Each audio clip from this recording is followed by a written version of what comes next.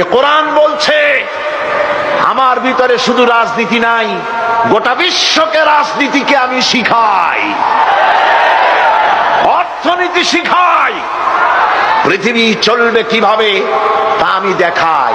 এই জন্য এই কোরআনের আসল মুফাসসির তো আমি নই, কোরআনের আসল মুফাসসির তো মাওলানা সিফাতুল্লাহ সাহেব নন, এর মুফাসসির তো মাওলানা আবুল কালাম আজাদ সাহেব নন, এর আসল মুফাসসির তো মাওলানা কামাল উদ্দিন জাফরি সাহেব নন। এর আসল মুফাসসির কে?